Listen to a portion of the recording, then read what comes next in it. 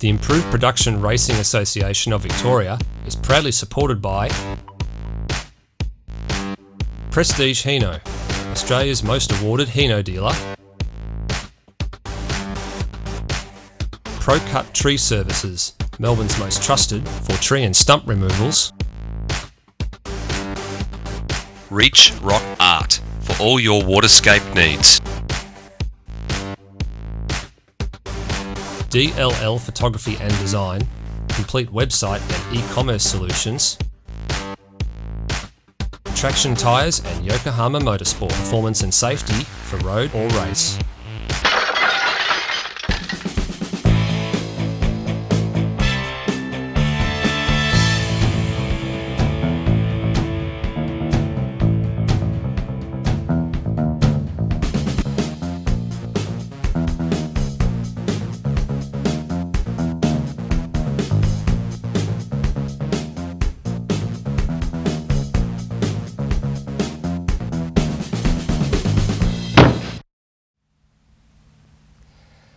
G'day everybody and welcome to Winton Motor Raceway for round 2 of the 2023 IPRA Club Championship. And for those competitors making their way up the highway for the one and only time this year, they're being absolutely blessed this weekend with conditions that are almost perfect for racing here in the month of April. And this track is a little bit of an oddity because we only come here once a year. It does tend to throw up some really exciting racing. In the years gone by, we've seen the likes of Adrian Taranto almost steal a race win after an unexpected downpour, but come up just a little bit short. In the same year, we had Adam Poole and Paul Cruz go to battle throughout the entire weekend in what was a titanic scrap for line honours. And then who can forget last year? Rob Braun surprised them all and took 3 wins from 3 races and completely swept the weekend. So this track is a bit of an oddity. It throws up unexpected results. What's going to happen this weekend? Well, let's go find out. We're here with the pole man from the qualifying session this morning in Paul Cruz. Paul, it's 3 poles in a row in the last 3 years for you, so it really shows what sort of platform this car has and how well it gels with this track. Yeah, thanks very much, Steve. It is a good car here, and we've been working hard on it. Don't quite have the pace that I had in 2021, but and didn't quite string a lap together just then. But nonetheless, happy. Yeah, happy to be on the front row as always, because it's very key here. Now, importantly, you were in the midst of a diff change yesterday when I came up to say hello, and you're trying to find that sweet spot just for your acceleration off the turns. Did you manage to sort that problem out? Yeah, we went back to Old Faithful, actually, the ratio that we've always run. We tried something yesterday morning, and Winton is unusual. You generally gear for the corners rather than for the straight, and not sure about sweet spot, but it's what it is now, so we'll leave that one in.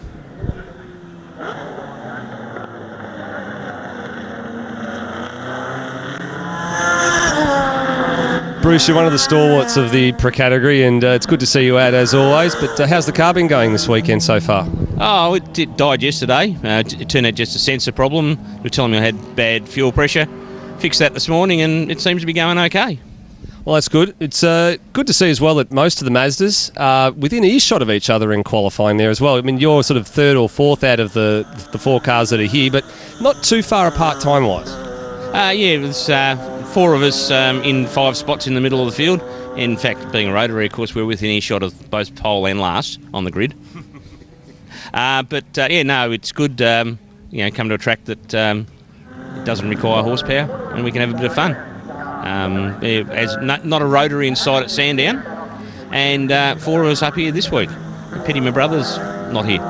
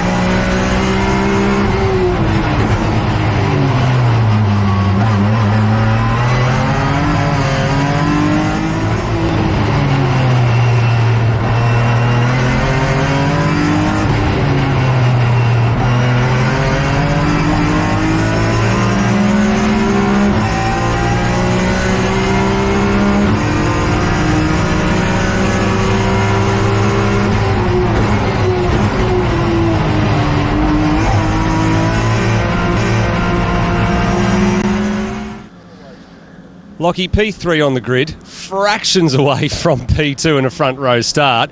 But your car's not only been good here, it's sort of a bit of an all-rounder at some of the tracks that we've seen you at as well. What do you put it down to? I think the BMW is just pretty versatile. It's not heaps of horsepower or miles of handling or anything like that. It's sort of just a good balance. So it kind of, there's always someone at the track who suits their car, suits that track a bit better and goes a little bit better. But it allows me to race and it allows me to have a go at those guys. So overall it's a pretty good package now. Yeah, I think being a pretty competitive package is important. It's actually not only good in qualifying, it's pretty good over the long run too, isn't it? Yeah, that's right. It looks after the tyres well, and not having heaps of power or heaps of weight, it sort of looks after those. So you can do a very similar lap time the whole way through the race. So over the long races this weekend, we've got a couple of 25-minute races. So looking forward to the longer stint and hopefully giving the guys at the front a bit of heat. Well, we've got 3 RX-7s here this weekend. One of them belongs to Craig Caspers, and Craig, you had an absolutely stellar run in qualifying with a PB time, and you had plenty of battles in that first race. We did, mate. I think a few of the boys certainly brought us to it, that's for sure. Betty gave me a hard time, especially later on in the race. He was battling really hard. So, no, it was a great race. We had a great time. Talk to us about that battle and that little minor contact with Butcher, which wasn't your fault. Butcher had a bit of a lazy spin ahead of you, and he just sort of had like a little spin in sympathy just to avoid him. Yeah, and Andrew turned it out of 11, and I didn't really have anywhere to go, so I pulled it in hard, and the rear came round, and I think we made a bit of contact in the front of Andrew's car. I don't think his car's too bad, and mine will live. I think mine will go the rest of the weekend. It doesn't seem to be too much just cosmetic damage, so yeah, no, we'll be okay.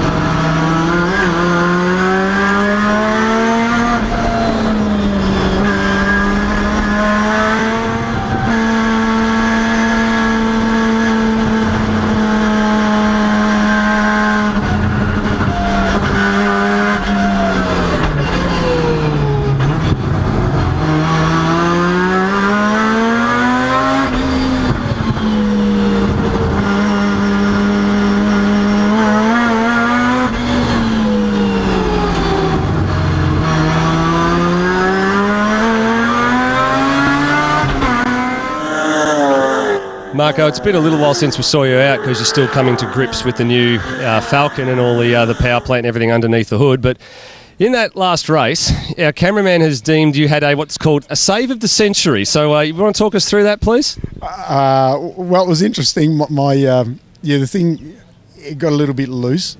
And I thought, no, I'm not finishing the race like this. There's the boys out there. I'm getting a full run. The car's not cutting out. There's no issues. And I thought, I am racing. I don't give a hell what's going on. I'm going that way. So that was the intention. So I just kept my foot into it and just... and just kept going. He can't contain himself. This is fantastic. One of the things that we have also noticed this weekend is you're giving the car a little bit of a paint job fresh up. You've got Bruce the Shark on the bonnet of the car. What on earth possessed you to put that there? Well, for a bit of fun, but everyone said to me, why are you driving, a big old dinosaur and all that? And so I got thinking about the Meg, the giant shark, a big old prehistoric thing. So I thought it'd be fun to put Bruce on the bonnet. And then I realised that Bruce is also, Springsteen, the boss, and I've got a boss under the bonnet. So it's sort of dual meaning, bit of fun. So why not? And my sign rider got a bit carried away and put all the blood and everything on the teeth. So it was, good fun.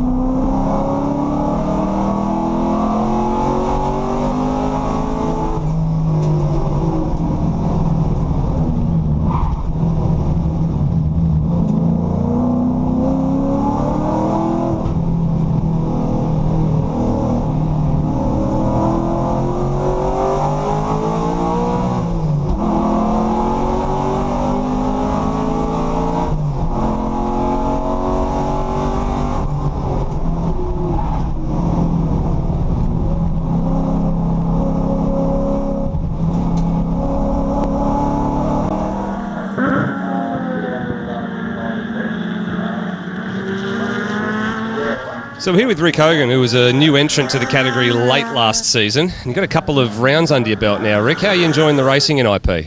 Oh, just loving it. It's just better and better every time I get out there, and just I'm learning a bit more with the car and a bit more confidence in the car now, which is good. So yeah, just loving it and getting to know a lot of the boys, and been, you know, what I love about it is everyone's helpful, and you know, everyone lends a hand, and it's just fantastic. So yeah, really loving it. So. Now, I take it that was probably one of the reasons why you've decided to bring your sponsor on the side of your car and your own business in Reach Rock Art into the category as a club sponsor for this year as well. Yeah. I spoke to a few of the guys, and I said, "Oh, look, it'd be pretty cool to do that." And if, we just had more chats about it, and jumped on board, and just something that love to support the category, and it's great. So. And some beautiful images of the natural sort of rock waterfalls and ponds and stuff that you've done. That's kind of the area you specialise in? Yeah, we do get off. We often get asked what we do, because I brought our name through from what we used to do years ago into this. I wanted to keep our name as Reach. But our rock art part of it is just designing natural waterfalls, natural ecosystem, swim ponds, and streams. So we do a range of different stuff, which is we love what we do. We love our job, and it's very, very, very nice to do and enjoy it. So yeah. One of the unique cars in improved production is this Mercedes-Benz E190 behind us, and its pilot, Rod Lloyd. And Rod, while the old girl is showing its signs of wear and tear, and it's not as competitive as it used to be, still great to see you and it back out again. Yeah, I thought I'd bring it back out, Steve. It's been a number of years, probably pre-COVID, around 2018, 19, so she's still original. She's I've slowed down, I think, as well, but it's still fun to drive, and it's got great road holding capacity. It just hasn't got the power, and it's heavy, and it's a naturally aspirated 4-cylinder, so the others leave me for dead, but I'm still having fun enjoying driving it.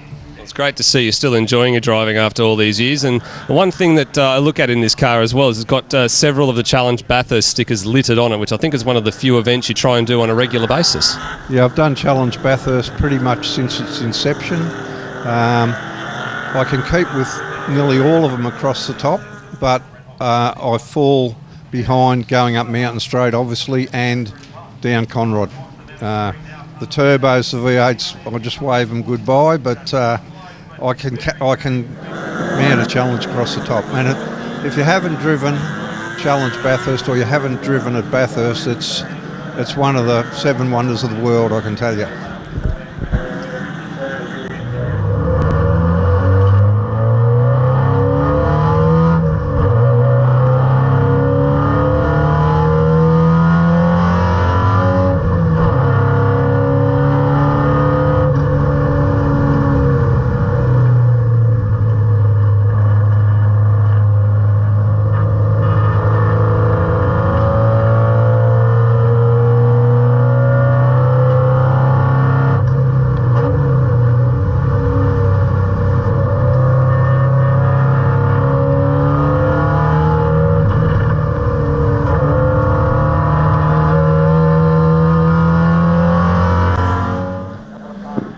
Wayne, it's great to see you back on track. You did have a great battle there with Paul Javots and Bruce Henley, and you guys were tucked in behind Rick Hogan for most of that second race. But for you, it's been a fair struggle to get here with all the gremlins you've had since the Motor Blue at Phillip Island last year. That's right, Steve. Last round, my rod end bearings decided to go. The motor's been in the car for 10 years, never faulted, and I did the wrong thing because I just left it alone, thinking, it's really good, I won't touch it. It's a known fault on those motors, and it told me no more. That was on the Friday practice. So luckily I had a spare engine at home. I fitted that, but that meant I missed Island Magic, and I was all set to go to Sandown, and I had electrical problems. And again, the car's been so reliable that I'd never even as much as replaced the fuse. And so I had to fault find until I finally rectified the electrical problems. So now it's going. So yes, this weekend it's going really well. I'm quite pleased with it, and it's been wonderful racing out there today. And it's been a while since I've been in the top 10. So the last 2 races, top 10, and so I'm thrilled. Absolutely wrapped. So another newcomer to the category this weekend is Andy Smith. Andy, you've been very green to this circuit racing thing, from what I'm told. Yeah, I've never done it before, Steve. So I've done some tarmac rallies before, but never on a circuit. So today was it was a bit exciting, and yesterday was great. First time competing with 20 plus other blokes out there. On top of that, it's a car that I guess you've not been too familiar with. Actually, Andrew Butcher's brought this car up, the little Nissan Pulsar, and very graciously lent it to you. But it's not been the kindest sort of introduction to the weekend, has it? You've had a few mechanical gremlins along the way. Yeah, you're right, Steve. So we had a water hose burst, and on our first day I had one run, ran out of fuel, or low on fuel, and then the water hose burst. So we spent a day under that car removing and replacing water hose, which wasn't great.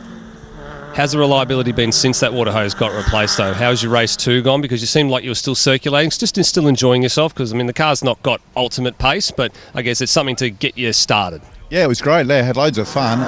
But that last race we had dramas with a fuel hose wasn't connected properly, so we unfortunately didn't finish. But I'm looking forward to the next one. It'll be good.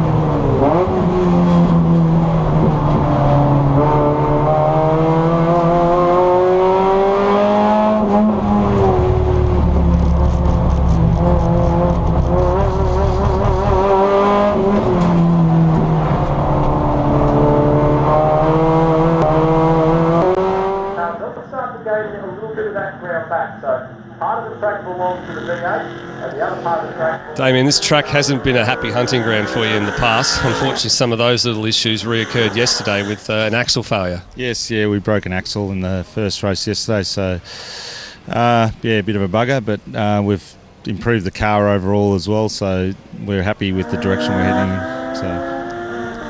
Well, on top of that unfortunately puts you at the back of the grid to start race 2. They say starting from the back's always fun, but I know you prefer to be starting up the front of the grid, but great drive through the field in race 2 to sort of end up in that top 3-4 positions to start race 3. Yeah, exactly. So very happy with our starting position. Gives us a chance in this last race, so just need to finish it and see where we end up.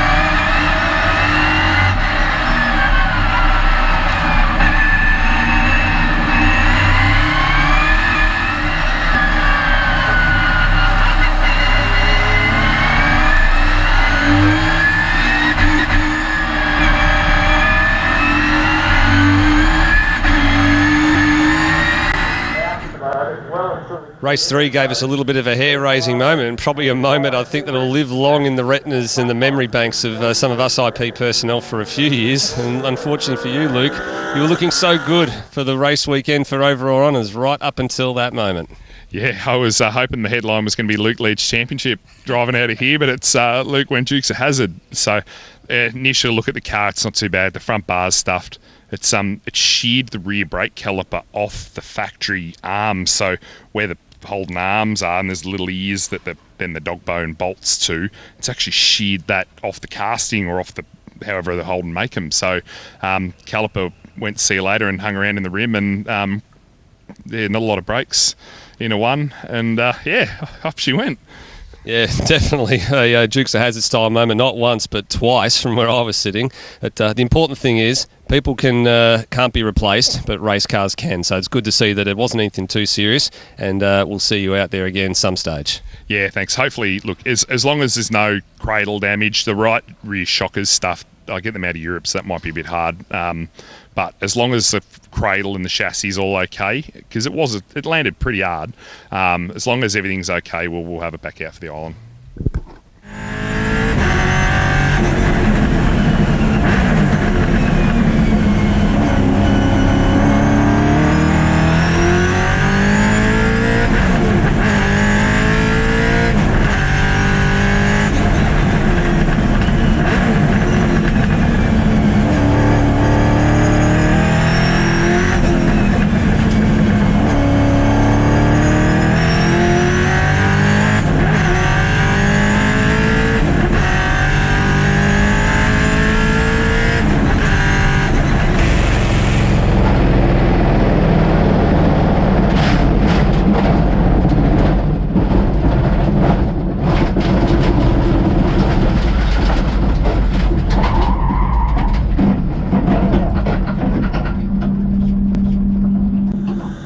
First overall for the round in under twos is Paul Javots.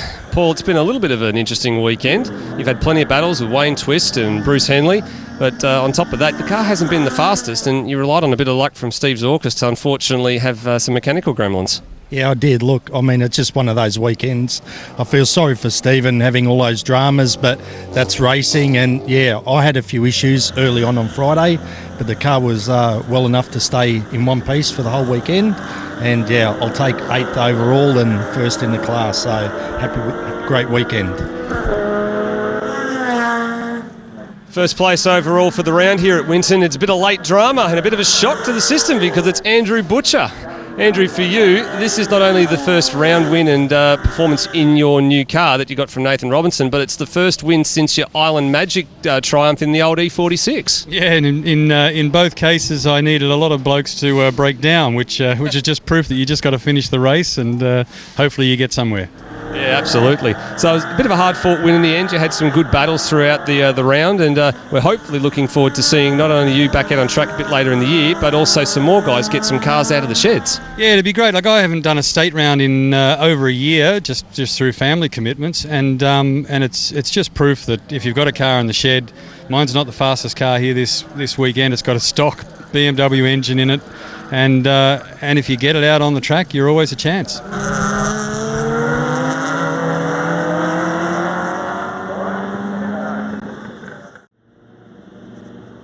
Well, I said at the beginning of the weekend that this place throws up the unexpected, and we certainly got that this weekend.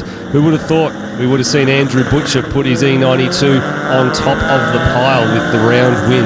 Our next event happens to be the third round of the Victorian State Race Series and the Club Championship at Phillip Island on the 26th to the 28th of May.